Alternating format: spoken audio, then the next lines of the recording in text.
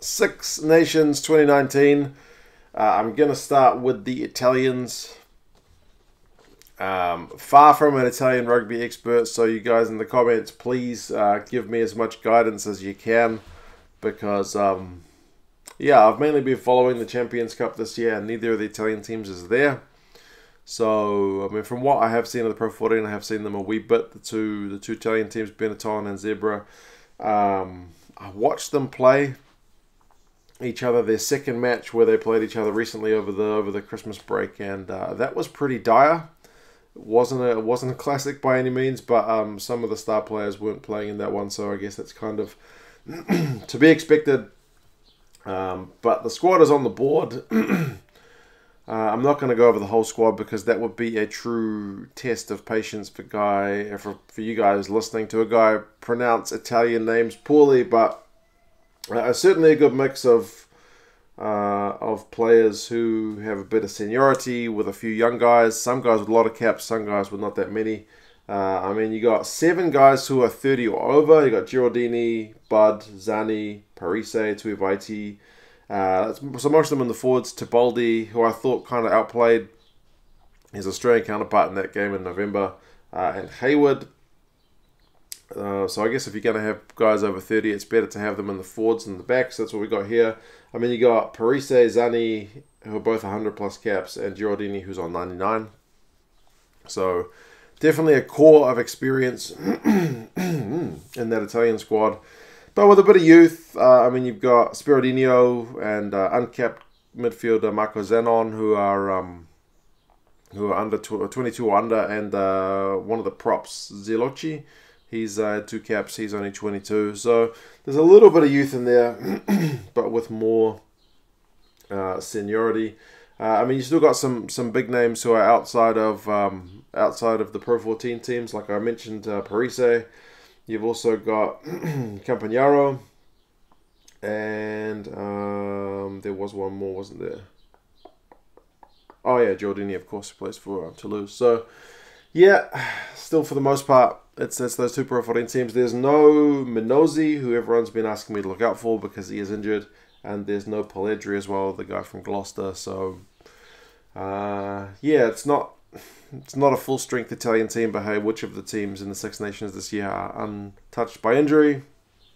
Pretty much nobody. So yeah, a bunch of Benetton and Zebra guys. Benetton with the majority, I suppose that makes sense given how they've been going in the Pro 14. They are second in Conference B, so they're actually doing really well. Zebra, on the other hand, are doing poor.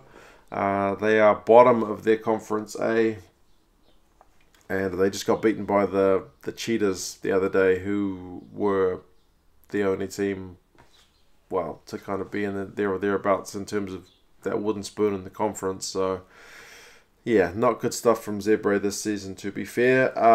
Speaking of wooden spoons, I would say that's kind of what the Italians are out to avoid this year. Either way, it's going to be tough. The bookies have got them finishing 6th in the Six Nations. I suppose for good reason. It's been a long time between drinks since they got a win. The coach, Conor O'Shea, has even been talked about in terms of his future, whether he's going to be replaced. I would have thought that would have been a pretty crazy move for the Italian Rugby Union to go through at the minute where things are at. But strange things happen in rugby. Hopefully they keep him on. There's still plenty of work to do. There's still plenty of development. I mean, some of the positions, when you got Allen, Carlo Canna, and McKinley all vying for that number 10 jersey. So there's depth in some areas, other areas not so much. I'll look forward to seeing how they go in 2019, just to see if they are off the pace, how far they are off the pace. It's not an easy schedule, but they do have 3 games at home. First one is Scotland away. I mean, last season they were no wins, no draws, 5 losses. They scored 92 points, conceded 203. So it wasn't their best effort. They finished last. They did get the one losing bonus point, and that was against Scotland at home, where they lost 29 points to 27. So Scotland away is a good way to start the comp, I suppose, although they have to travel to Murrayfield, which is always a tough place to go for any team. Just ask the All Blacks how that went a couple of years ago. It was pretty tough stuff. Wales at home. Wales have got France in that first game. So Wales, I suppose, could be off the boil. People have told me Wales are often slow starters in the Six Nations, but still, they will probably be looking forward to that trip to Rome.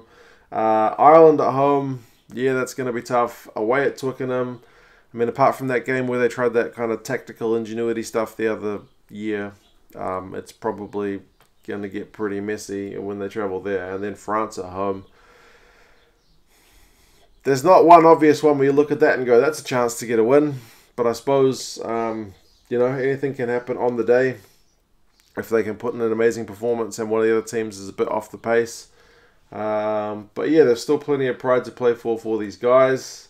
Hopefully they can bring things together and perhaps throw in an upset or at least give a team a few scares. Maybe throw in the odd bonus point, because if they just get walked over every game, that doesn't make for all that much entertaining viewing. But like I said, Benetton are doing well in the pros, so there's certainly stuff to build on. It's just a pity Zebra aren't doing the business. But yeah, you guys let me know your thoughts on this Italian squad. Which guys are you looking forward to see playing? Anybody I should be looking out for in particular? Like I said, everyone's favourite Minozzi is out, so that is a big pity. But yeah, do you think 6th is pretty much guaranteed for the Italians, or you think they can perhaps pip somebody to one result? You guys let me know your thoughts, and I'll talk to you again soon. See you later.